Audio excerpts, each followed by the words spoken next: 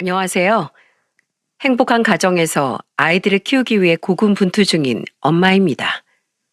어느덧 저는 결혼 생활 8년 차, 슬아에 아이 둘을 키우고 있는 엄마가 됐어요. 그동안 저의 결혼 생활을 돌이켜보면 울고 웃으면서 속상했던 날이 참 많았습니다. 사실 정확하게 말하면 웃던 날보다 속상했던 날들이 더 많았다고 할 수 있겠네요. 저는 결혼할 때 딱 한 가지만 봤습니다.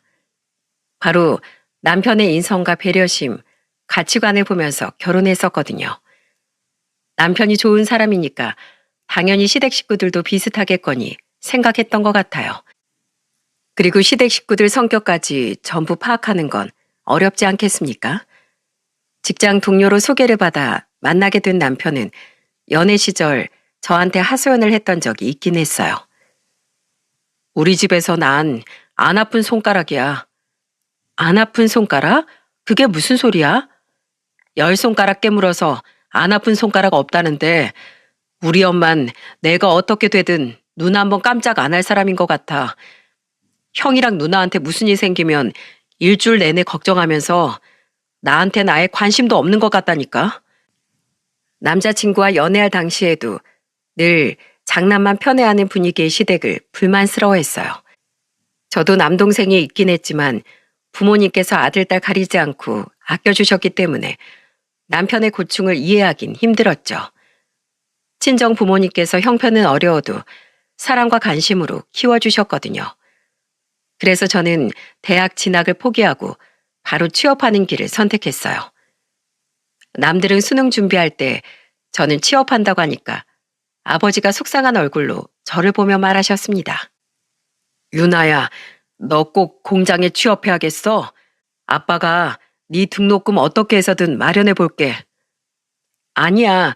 어차피 난 더 배우고 싶은 공부도 없고 빨리 취업해서 돈 벌고 싶어. 그래도 네 친구들은 다 공부하는데 너만 그렇게 일하면 아쉽지 않겠어? 친구 따라 강남 가는 인생이 뭐 행복하겠어? 내가 공부만 잘했어도 고민 없이 대학 갔을 거야. 근데 난 공부에 재능도 없잖아. 그러니까 아빠도 내 선택 존중해 줬으면 좋겠어. 못난 아빠 만나서 미안하다. 우리 딸이 포기하는 걸 먼저 배운 것 같네. 아니라니까. 난 현실에 맞게 내 인생을 만들어 갈 줄 아는 거야. 두고 봐. 대학 안 가도 잘 살 수 있어. 아버지는 제가 대학을 안 가는 게 집안 사정 때문이라고 생각하셨는지 저한테 굉장히 미안해 하셨어요. 하지만 전 정말로 공부에 재능이 없다고 생각했고 저보다는 남동생이 대학에 진학하는 게 더 나은 선택이라고 생각한 겁니다. 그 후 저는 제 선택에 단 한 번도 후회해 본 적이 없어요. 남동생도 그런 제 선택을 놀리기보다 늘 존중해 주면서 용기 있는 선택이라면서 응원해 줬습니다. 대학교 졸업 후 탄탄한 중견기업에 취업했을 때도 남동생들은 가족들에게 고마워하면서 말했어요. 저 잘 키워주셔서 정말 감사드려요. 그리고 누나도 나한테 아르바이트 하지 말고 공부만 열심히 하라면서 용돈까지 챙겨줘서 너무 고마웠어. 난 정말 복받은 사람인 것 같아. 남동생은 어려운 환경 속에서도 자신이 그만큼 자리 잡을 수 있었던 건 부모님 덕분이라면서 감사하다는 말을 자주 했어요. 그 와중에도 제가 챙겨준 것도 잊지 않고 고마웠던 남동생을 보면서 참 기특하다고 생각했습니다. 그래서 저보다는 조금 더 넉넉했던 남편이 하는 말들이 믿기지 않긴 했어요. 솔직히 제 입장에서 형편이 더 좋으면 더 잘 살 수 있는 거 아닌가 싶었거든요. 시부모는 두 분이서 오랫동안 정육식당을 운영했기에 어렵지 않게 살았다고 들었죠. 3남매 중에 막내였던 남편이 다복한 가정에서 사랑받고 컸을 것 같았는데 시댁에 인사 갔을 때 예상과는 다른 시댁 분위기에 깜짝 놀랐어요. 그날 시모가 집으로 초대를 해줘서 집으로 갔는데 시모는 절 보면서 뜬금없이 시숙 자랑을 하면서 말하는 겁니다. 우리 집안 장남이 대학 교수야. 너 대학 교수 만나본 적 있어? 아, 저는 대학교를 졸업하지 않아서요. 그것 봐. 이래서 사람은 가방끈이 길어야 한다니까. 이런 대단한 사람을 만나려면 대학교를 갔어야지. 넌 공부 못했지? 첫 만남에 이런 무례한 질문을 하는 시모 본 적 있으십니까? 저는 너무 황당했지만 시모 질문에 침착하게 대답했어요. 공부에 취미가 없기도 했고 전 이루고 싶은 꿈도 명확하게 없어서 그냥 취업했어요. 대학은 선택이잖아요. 꼭 공부 못하던 애들이 저런다니까. 그때 시모가 저의 대답에 비아냥거리면서 말하니까 시부가 시모의 말을 끊으면서 소리쳤어요. 당신 무슨 소리를 하는 거야? 할 소리 못할 소리 구분도 못해? 예비 며느리가 어떤 사람인지 알아보고 있는데 뭐가 문제예요? 그게 알아보는 거야? 그리고 막내 며느리 되래가 인사 왔는데 여기서 장남 자랑을 왜 해? 자랑할 게 그렇게 없어? 우리 장남 자랑스러우니까 자랑을 하지. 시끄러워. 장남 얘기 한 번만 더 해봐. 결국 시모는 시부의 말을 듣고 시숙 자랑을 멈추더군요. 가자마자 시숙이 어떤 대학에 들어가서 지금은 대학 교수로 이름을 알리고 있다는 둥 별소리를 다 들었네요. 진짜 그 말을 듣고 저는 어안이 벙벙한 채 듣고만 있다가 시부 덕분에 그만 들을 수 있었습니다. 하지만 시숙 얘기 멈춘다고 시모 입이 멈추는 건 아니었어요. 시모한테는 자랑하고 싶은 자식이 한 명 더 있던 겁니다. 그게 바로 신우였던 거죠. 그때 신우가 예비 올 게 궁금하다고 저를 보러 식사 자리에 왔던 거예요. 그런데 저희와 같이 밥을 먹던 시모가 신우가 오니까 입이 귀에 걸린 표정으로 환하게 웃으면서 맞아주는 겁니다. 어머, 우리 딸 왔어? 배고프지? 어서 앉아서 먹어. 안 그래도 나 급하게 온다고 빈속으로 왔는데 잘 됐다. 근데 내 국은? 국? 아유, 기다려봐. 내가 가져올게. 엄마, 예비 며느리가 왔으면 며느리가 떠와야지. 안 그래 옳게? 갑자기 저를 보면서 움직이라는 듯한 눈치를 주는 신우를 보고 왜 저러나 싶었어요. 그때도 시부는 신우를 보면서 단호하게 말했습니다. 넌 나이가 몇인데 엄마가 국을 대령해야 먹어. 시집까지 갔으면 철들 때도 됐잖아. 아빠는 왜 저한테만 잔소리세요? 네가 사사건건 그런 식으로 하니까 내가 한 소리 하는 거지. 내가 언제까지 너한테 이렇게 다 알려줘야 되는 거냐? 알겠어요. 제 밥은 제가 퍼다 먹을게요. 신우는 시부의 말에 군시렁거리면서 결국 자기 먹을 밥과 국을 직접 떠왔어요. 시댁 분위기는 거의 시부가 군기반장이나 다름없었습니다. 그런데 밥을 먹는 와중에도 시모는 저를 보면서 신우 자랑을 늘어놓기 시작했어요. 우리 딸이 보험왕까지 했었어.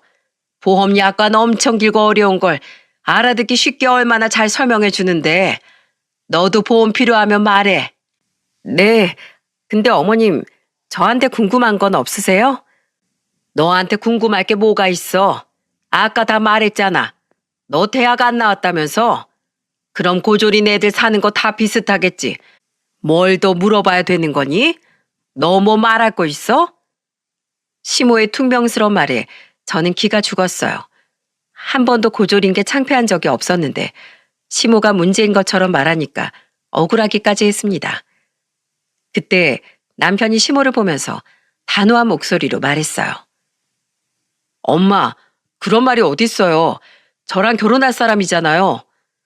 네 수준에 맞는 여자 데리고 온 것 같아서 궁금한 게 없는데 나보고 어떡하라는 거야? 저한테 궁금한 게 없다는 시모 말에 저는 자존심까지 상했습니다. 그래서 저는 자리에서 일어나려고 했어요. 그런데 시부가 절 잡으면서 시모한테 또 한 번 화를 냈습니다. 당신, 대학 나온 게 무슨 대단한 표창장이라도 되는 줄 알아? 당신 딸을 봐. 대학 나오고도 위아래 모르고 사는 거. 당신이 그렇게 오냐오냐 키우니까 저 나이 먹고도 엄마한테 국 달라는 소리는 하고 있지. 대학교 졸업하고도 정신 상태가 저런 거 다 당신 탓이야. 아이들이 공부만 하다 보면 그럴 수도 있지. 왜 그래요? 공부만 하긴 개뿔. 자식들 대학 졸업장으로 나누는 사람은 당신밖에 없을 거야. 우리 막내가 얼마나 부모라면 끔찍하게 위할 줄 아는 자식인데 이런 건 누가 알려줘서 배우는 게 아니야. 우리 막내가 얼마나 성품 좋은 자식인데 내 앞에서 절대 애들 차별하지 마. 집안의 군기반장이었던 시부는 참다 못해 시모한테 한 소리를 했던 겁니다. 그리고는 저를 보면서 시부는 다정한 목소리로 말했어요. 예비 며느리가 많이 당황했겠네. 내가 다음에 정식으로 다시 초대할 테니까 그때 다시 와줄 수 있을까? 네, 아버님. 다음에 다시 인사 오겠습니다. 예상치 못한 상황에 저는 당황스러웠어요. 남편도 그런 저를 다독이면서 같이 집을 나왔습니다. 집을 나온 뒤 남편은 한숨을 쉬면서 저한테 말했어요. 오늘 당황스러웠지? 나도 이 정도일 줄은 몰랐는데 정말 미안해. 괜찮아. 그래도 아버님이 당신을 많이 아껴주시는 것 같아서 다행이다. 다 내가 부족해서 그래. 오빠가 뭐가 부족해. 난 대학 졸업장보다 자기 인생 잘 살아내는 모습이 더 좋아 보여. 그러니까 걱정 마. 우리 둘 다 대학 졸업장 없이 잘만 살았잖아. 나쁘거나 못난 인생도 아닌데 너무 나쁘게 생각 말자. 저는 시모의 태도가 당황스럽긴 했지만 그래도 시부가 중심을 잘 잡아주니까 큰 문제라고 생각하지 않았어요. 그리고 몇 주 뒤 저는 남편과 같이 시부모를 따로 뵙게 됐죠. 그때 시모는 저한테 미안한 목소리로 말했습니다. 내가 그때는 너무 선을 넘었던 것 같아. 미안하구나. 수동이가 항상 알아서 척척해내면서 사니까 내가 챙겨줄 게 별로 없었어.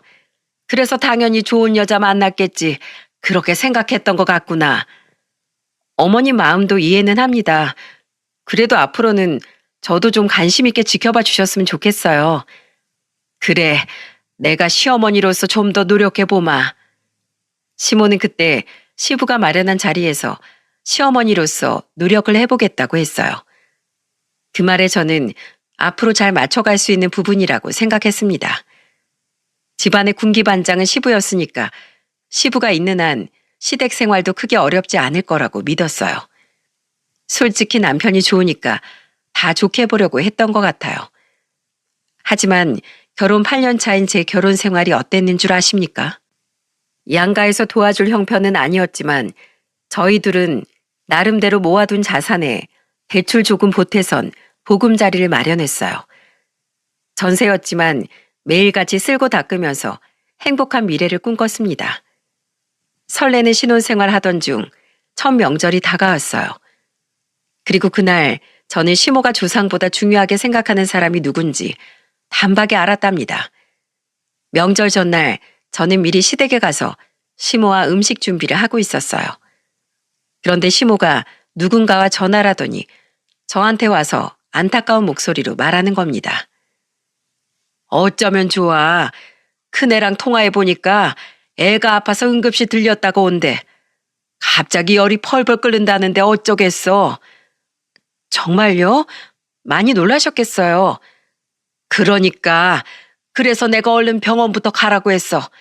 넌 나랑 같이 음식 좀 하자. 저는 첫 명절에 그렇게 시모와 같이 하루 종일 음식을 했어요. 애가 아프다는데 혼자 일하기 싫다고 오라고 할 수도 없는 노릇 아닙니까? 결혼하고 첫 명절이니까 잘 하고 싶어서 그저 애를 쓰고 있었어요. 그렇게 명절 음식을 다 하고 저녁을 차린 뒤 저녁을 먹으려고 했었죠. 그때 시부가 잠시 자리를 비워서 저랑 남편, 시모만 있었어요. 저는 그때 남편을 보면서 말했습니다. 여보, 오늘 심부름 한다고 고생했어. 점심도 부실하게 먹었는데 저녁은 제대로 챙겨 먹자. 우와, 이걸 다 한 거야? 정말 맛있겠다. 당신은 청소한다고 바빴잖아. 어머님, 오늘 진짜 고생 많으셨어요. 어서 같이 저녁 먹어요. 제가 기쁜 목소리로 시모를 보며 말하던 그 순간 시모는 소리를 치면서 벌떡 일어났어요. 잠깐! 어머니 왜요? 뭐가 빠졌어요? 당연하지. 중요한 게 빠졌잖아. 우리 장남이 아직 안 왔는데 왜 밥상에 손을 얹어?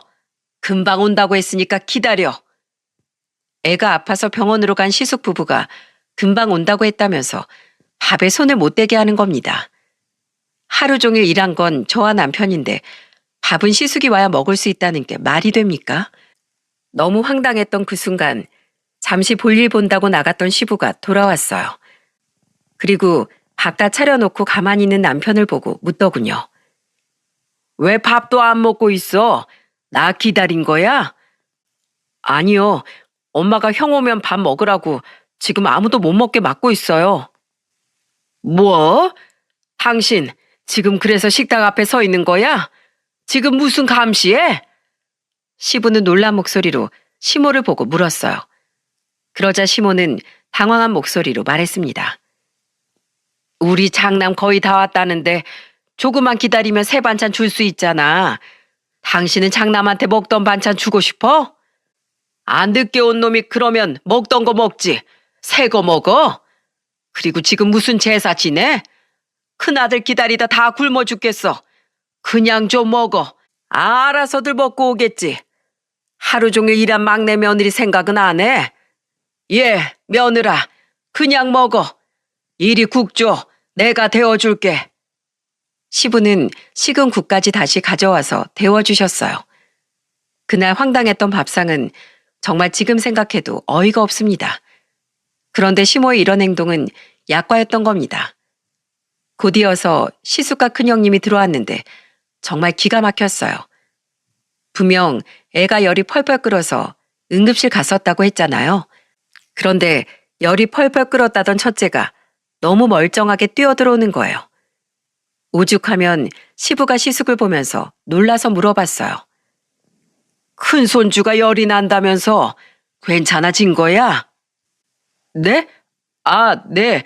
이제 괜찮아요. 대체 얘는 병원에서 뭘 했길래 애가 이렇게 멀쩡해져서 왔어? 시부도 의아할 만큼 너무 멀쩡한 아이를 보고 깜짝 놀랐어요. 그런데 그때 아팠다던 애가 시부를 보면서 큰 소리로 깜짝 놀랄 소리를 했습니다. 할아버지, 저 병원 안 갔어요. 오늘 엄마랑 아빠랑 쇼핑하고 왔어요. 아빠가 옷 사줬어요. 해맑은 조카의 대답에 정말 온 가족이 놀랐어요. 형님은 다급한 목소리로 조카 입에 빵을 넣어주면서 말했습니다. 옷을 사주긴 누가 사줘. 병원복 입었던 거잖아. 아니야. 아빠가 사줬다니까. 결국 모든 걸 알게 된 시부는 시숙을 보고 호통을 치면서 말했어요. 잘한다 잘해. 장남이라는 게 명절에 농땡이 부릴 생각이 나고 넌 날 어디로 먹은 거냐? 부끄럽지도 않어? 아버지 죄송해요. 전 엄마가 좀 쉬다 오라고 해서 쉬다 온 거예요. 뭐? 이 사람이 진짜... 알고 보니까 시모가 일부러 시숙한테 조금 늦게 오라고 했다면서 시숙이 이실직고 하는 모습에 정말 기가 막혔습니다.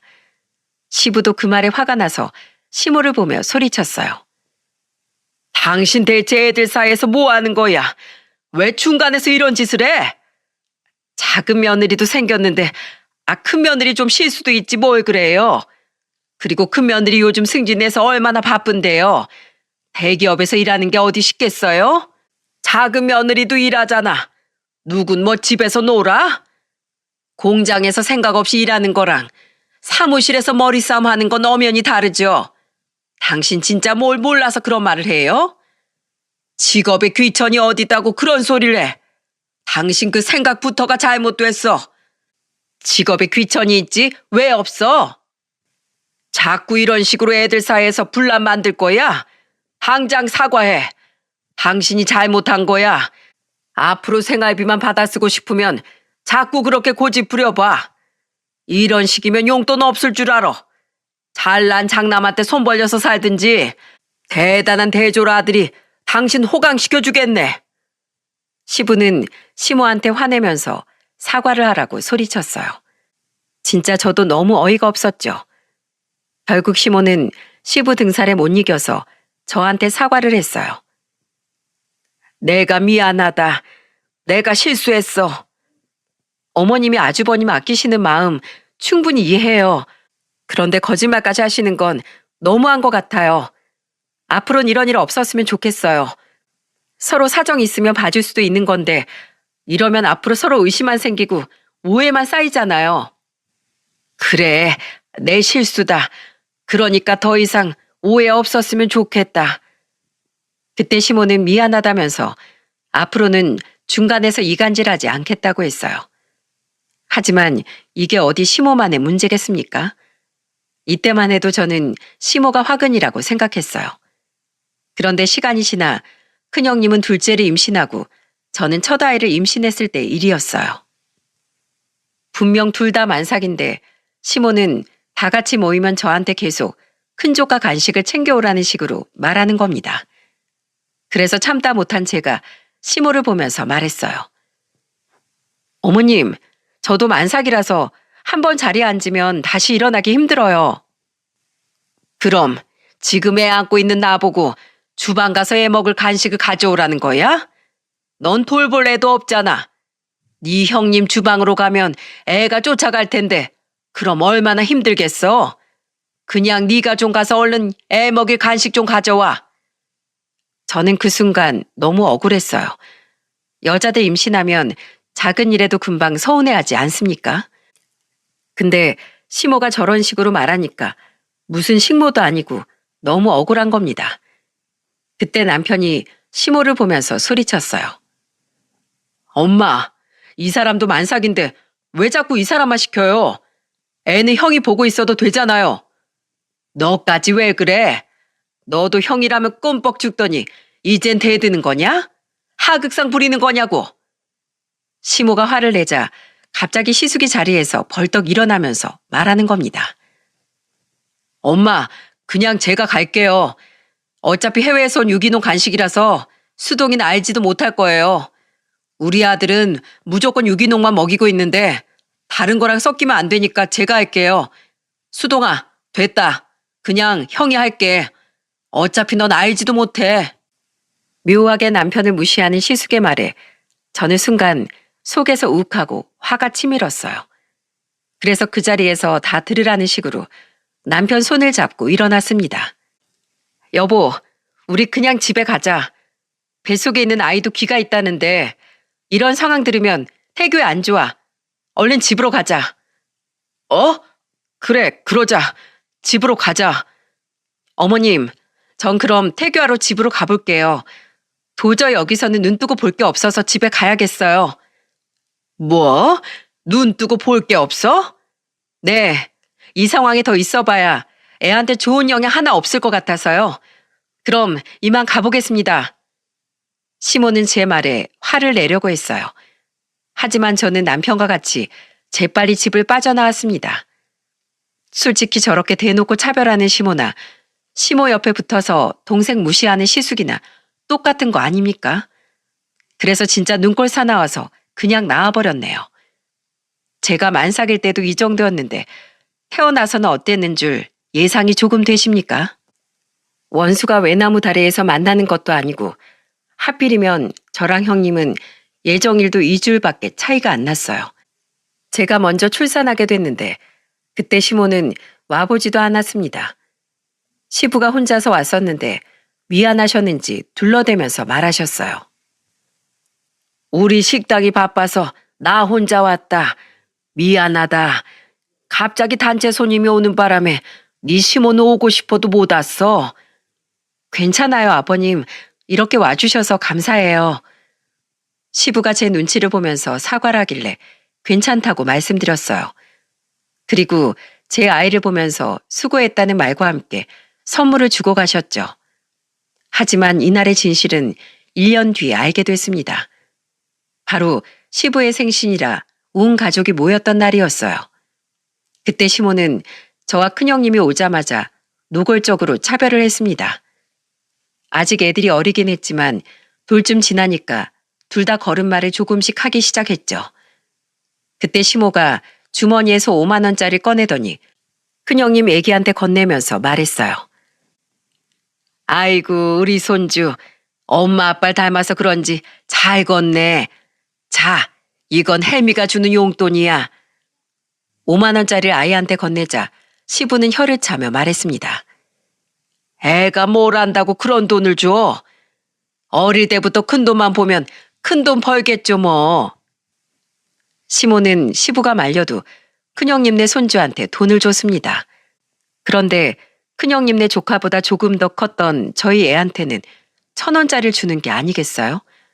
그러면서 시모는 뻔뻔한 목소리로 말했어요. 아이고, 주머니에 1,000원짜리 뿐이네. 넌 이거 받아. 와, 진짜 거기서 돈 더 달라고 소리칠 수도 없고 너무 억울하더라고요. 이런 식으로 차별하던 시모는 이게 처음이 아니었어요. 시모가 주방에서 신우랑 이야기하는 걸 제가 우연히 들었던 거예요. 그때 신우가 시모한테 궁금한 목소리로 물었어요. 엄마, 너무 대놓고 오빠 애들만 예뻐하는 거 아니야? 올케가 서운해하겠어. 올케 애 낳았을 때 가보지도 않았다면서? 엄마도 진짜 대단하다. 뭐하러 보러 가? 출신 천한 애가 낳은 자식 똑같지 뭐. 병원까지 가는 내 다리만 아파. 근데 엄마, 세연이 애 낳았을 땐 교수 아들이 둘째 낳았다고 모임에 떡도 돌렸으면서 진짜 너무한다. 당연하지. 장남은 내 자랑이야. 대학 교수 유전자를 받은 애들인데 당연히 자랑해야지. 솔직히 막내는 애들이 건강하기만 하면 됐지 뭘 기대해. 시모와 신우의 대화는 제 가슴에 빗으로 꽂혔습니다. 아무리 그래도 그렇지 며느리한테 이렇게 냉정할 수 있는 겁니까? 그 말을 듣자마자 저는 주방으로 들어가 시모 앞에 섰습니다. 시모는 그런 저를 보자 놀란 표정으로 절 보면서 말했어요. 너 어디서부터 들었어? 이제 뭐 엿듣기까지 하니? 어디서 배운 짓이야? 어머님 대화의 심취한 목소리가 심리 밖에까지 들릴 것 같은데요. 그리고 뒤에서 이렇게 금 나누게 하고 있는 것도 정정당당한 거 아니니까 이러고 계신 거죠? 뭐야? 너 지금 나 가르치려고 하는 거야? 아니요. 전 어머님이 스스로 깨우치길 바랄게요. 부디 이게 잘못된 행동이라는 걸 꼭 알길 바랄게요. 저는 시모한테 선전포고하듯이 말하고 주방을 나와버렸어요. 그리고 그 후 남편한테 하소연을 했고 시댁에는 거리를 두기 시작했습니다. 솔직히 아이까지 차별하는 시댁에 자주 가고 싶겠습니까? 그렇게 시간이 흘러도 변하지 않은 시모의 차별에 넌덜머리가 나고 있었어요. 그러다가 저희 아이가 6살이 되던 해 신우가 이혼당했던 겁니다. 이혼 사유도 보험 영업하다 바람이 났고 이걸 들키는 바람에 이혼을 당했던 거죠. 유책 배우자라서 거의 빈손으로 쫓겨나듯이 집을 나온 신우는 시댁에서 살기 시작했어요. 그때부터 둘이 얼마나 쿵짝이 잘 맞았는지 모릅니다. 그런데 어쩌다 시댁에 가면 신우가 절 기다렸다는 듯이 달려오는 거예요. 다짜고짜 신이 난 목소리로 신우는 저한테 잔뜩 기대하는 얼굴로 책자를 펼치면서 말했어요. 올케 왔어? 내가 올케 얼마나 기다렸는지 알아? 네? 저를 왜 기다리세요? 왜긴 왜야. 올케 보고 싶어서 기다렸지. 갑자기 절 왜 보고 싶어 하시는데요? 내가 올케 생각을 얼마나 하는데 얼마나 올케를 위하면 이렇게 조카들까지 배려한 좋은 상품을 가져왔겠어. 이거 진짜 알짜야, 알짜. 요즘 언제 어디서 사고 날지 모르는 거 알지? 대체 뭘 가져오셨길래 이러세요? 이제부터 잘 좀 봐. 이게 종신보험인데 혹시나 올케한테 무슨 일이 생겼을 때 엄마 없이 남겨질 애들이 불쌍하지도 않아? 네? 종신보험이요?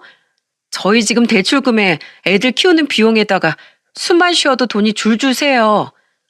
그럼 올케 앞으로 하지 말고 버스 운전하는 남편 앞으로 해. 올케보단 내 동생이 더 사고 날 위험이 높잖아. 갑자기 가장이 없어지면 남은 가족들 어쩔 거야. 자, 이것 좀 봐. 내가 다 올케 식구들 생각해서 짜온 거야. 한 달에 이 정도 금액이면 괜찮지? 저는 신우가 당당하게 내민 견적표를 봤습니다. 그런데 신우가 괜찮냐고 물었던 금액이 얼마였는지 아십니까? 한 달에 남편 앞으로 종신보험에다가 연금보험까지 해서 월 납입금이 100만 원이었다는 겁니다. 이게 평범한 집안에서 감당 가능한 금액인가요? 저는 너무 놀라 신우를 보면서 소리쳤어요. 형님, 월 100만 원을 보험료로 어떻게 써요? 이건 너무 부담스러워요. 한 달에 5만 원 정도 하는 안보험 있으면 그거 가입할게요. 뭐? 5만 원? 그걸 누구 코에 붙여? 그걸론 내가 먹고 쓸 게 없어. 와, 올게 진짜 너무한다. 이런 거 하나 못 도와줘? 신우가 벼랑간 소리를 지르는 바람에 시모까지 저희가 있는 이쪽으로 달려왔어요. 그런데 신우는 갑자기 시모한테 저랑 있던 일을 전부 이르듯이 말하는 거예요. 그러더니 시모가 힘없는 목소리로 한숨을 쉬며 말하는 겁니다. 넌 시집 올 때도 제대로 갖추고 온 것도 없으면서 이런 것도 하나 못 해줘? 자식한테 남겨줄 게 없으면 미리 대비라도 해놔야 될 거 아니야. 왜 그렇게 생각이 짧어? 시모는 어딘가 아픈지 머리를 짚으면서 말하는 거예요. 그 순간 저한테 억지를 부리는 말을 하는 시모 말은 뒤로 하고 아파 보이는 시모가 걱정됐어요. 그래서 시모한테 걱정스러운 목소리로 물었습니다. 어머님, 어디 아프세요? 입맛도 없고 자꾸 어지러워서 그래. 그럼 병원을 가보셔야죠. 왜 이러고 계세요? 호들갑 떨지 말고 넌 보험이나 들어놔. 난 보험이 있어서 아파도 된다지만 넌 어쩔 거야? 믿는 구석 없으면 보험이라도 들어. 걱정을 해줘도 시모는 괜한 소리를 하는 거예요. 그런데 옆에 있던 신우는 눈치 없이 거들면서 말하더군요. 거봐, 옳게. 우리 엄마 지금 아픈 거 봤지? 보험 들고 아프면 괜찮아. 형님, 지금 어머님 힘없는 거 안 보이세요? 지금 보험이 문제가 아니라 검사 받으러 가셔야 할 것 같아요. 부모님 나이엔 다 힘없어. 저 나이에 기운이 넘치면 이상하지. 내가 보험 들어놨으니까 걱정 마. 신우는 보험이 있으니까 괜찮다고 말하는데 정말 기가 막히더라고요. 보험이 무슨 자식도 아니고 아파도 된다뇨. 하지만 이날 이후 시모는 계속해서 불편해 보였습니다. 꽤 오랜 시간 시모는 시름시름 앓았죠. 심지어 식구들끼리 다 같이 밥을 먹는데 시모가 오심 증상을 보이셨어요. 그때 남편은 깜짝 놀라 시모를 따라 화장실까지 가서 등을 두드려 줬습니다.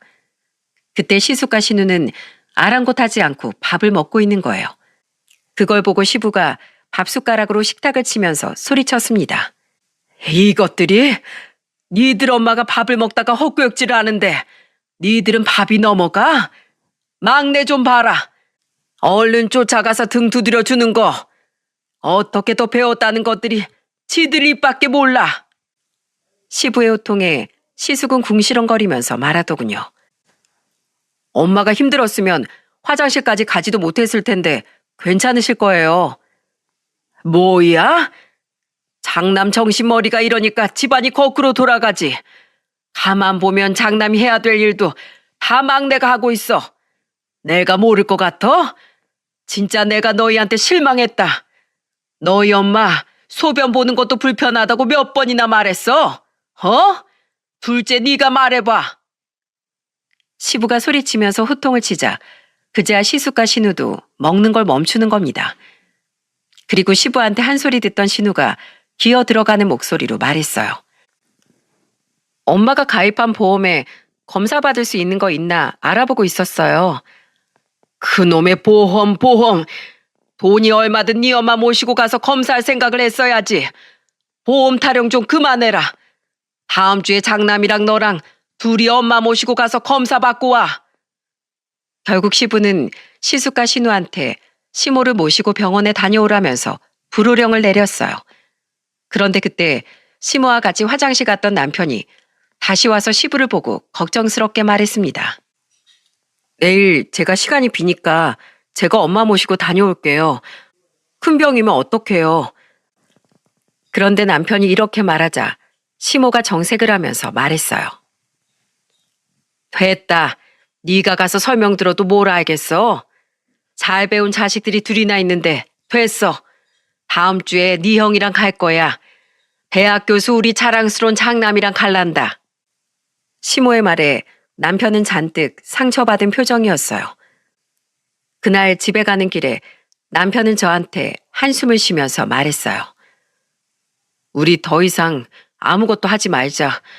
밑 빠진 독에 물 붓기도 아니고 이게 뭐야? 우리 할 만큼 다 했어.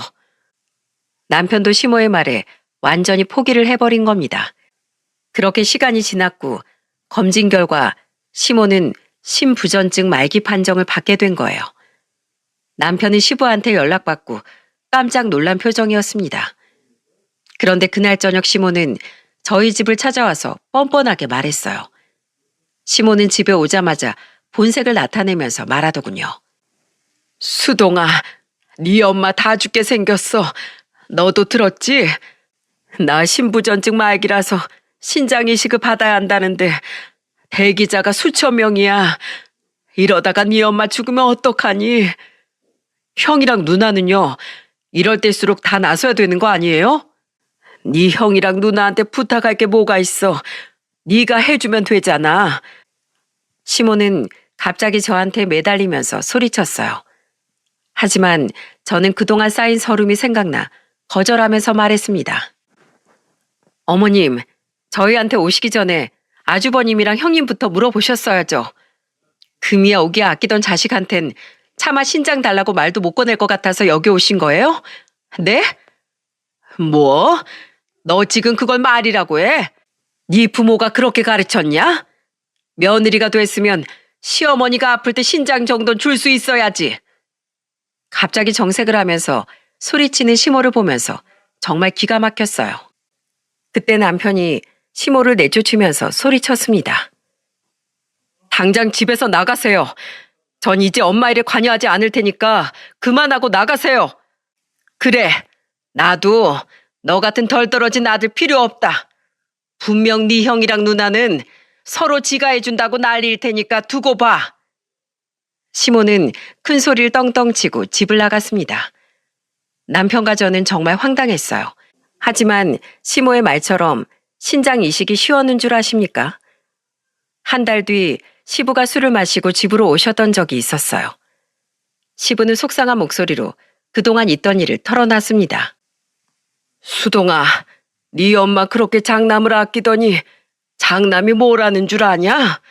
신장 이식 얘기 나오니까 그거 이식해주다가 자기 죽으면 처자식 어떻게 사냐고 무섭다고 하더라. 네? 형이 그런 소리를 해요? 그놈이 뱃속에 있을 때 자연분만이 어렵다고 해서 제왕절개로 태어난 놈이야. 그런 놈이 자기 몸엔 칼 대면 죽는 줄 알고 떠드는데 진짜 기가 막힌다. 그랬더니 큰며느리도 자기 남편 죽으면 어떡하냐고 신장 이식 절대 못한다고 아주 이를 악물고 반대하더라. 형수까지요? 그동안 엄마가 그렇게 아껴줬는데 둘 다 그런다고요? 누나는요? 누나는 뭐래요? 말도 꺼내지 마. 자긴 술, 담배 잔뜩 해서 분명히 이식할 수 있는 신장이 아닐 거라고. 검사해도 소용없을 거란다. 정말이지 난 가슴이 미어지는 것 같다. 시부는 가슴을 치면서 울었어요. 저도 그 이야기를 들으니까 어이가 없었죠. 저도 이 정도인데 시부모는 오죽했을까요? 하지만 시부는 끝까지 남편한테만큼은 이식 이야기를 꺼내지 못하셨어요.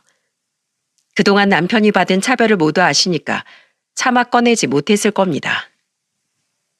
남편도 그걸 알았기 때문에 마음이 불편했을 것 같았어요. 그런데 결국 사면초가에 갇힌 시모는 또다시 남편을 찾아온 거죠.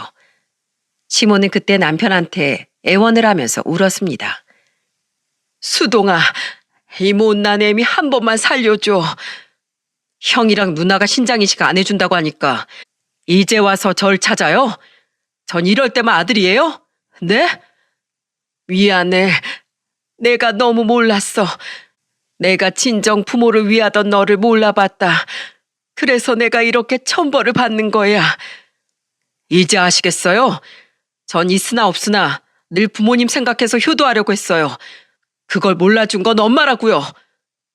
시모는 오열하면서 바닥에 주저앉았습니다. 그리고 잠시 뒤 제 연락을 받고 뒤늦게 달려온 시부가 시모를 보고 소리쳤어요. 당신 여기가 어디라고 와?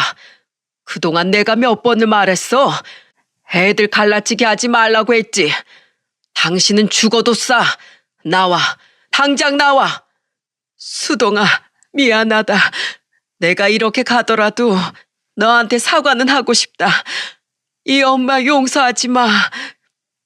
그때 시모의 눈물 섞인 울음소리에 남편은 같이 울고 있었습니다. 저는 울고 있는 남편 손을 잡아주면서 말했어요.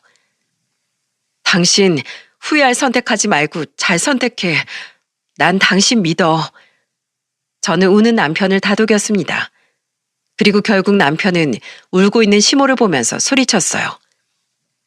저도 그러면 조건이 있어요. 엄마 자식 된 도리는 하고 싶은데 조건이 있습니다. 말만 해봐. 엄마가 다 들어줄게. 이 자리에서 각서 써주세요. 저는 술, 담배도 안 하고 건강해요. 물론 검사를 받아봐야겠지만 부모님을 위해서 후회 없는 선택을 할 겁니다. 결국 시모는 각서를 쓰기 시작했어요. 남편이 말한 각서 내용은 단순하지만 뼈가 있던 조건이었습니다. 첫째, 가족 간의 이간질과 차별하지 말 것. 둘째, 며느리인 아내에게 진심 어린 사과와 이와 같은 일이 또 생기지 않도록 할 것. 셋째, 이런 일이 똑같이 발생되면 부모를 버려도 원망하지 않겠다. 시모는 그 각서를 쓰는 내내 울면서 말했습니다. 우리 막내가 그동안 상처를 많이 받았구나. 미안하다. 못난 엄마 탓이야. 그렇게 시모는 각서를 썼고 남편은 신장 이식이 가능한지 검사를 받았어요. 그리고 공여자로 가능하다는 판정을 받았고 한 채의 망설임도 없이 남편은 신장 이식을 하겠다고 결정했습니다. 그 후 시모는 남편에게 신장 이식을 받는 수술은 성공적으로 끝났어요.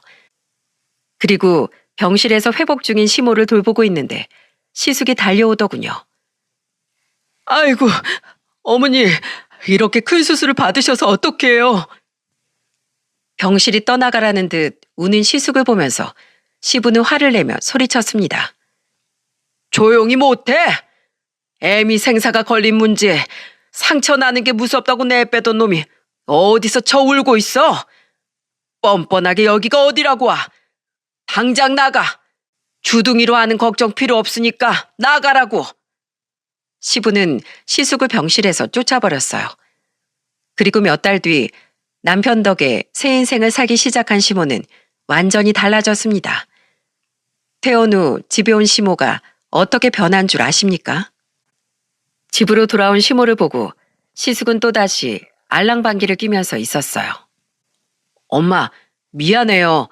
근데 나 앞길 창창한 교수잖아. 삼류대학 교수가 앞길이 창창해? 서울도 아니고 지방 구석에서 교수하는 게 뭐가 잘났다고 떠들어? 넌 이제 아웃이야. 나한테 바라지도 마.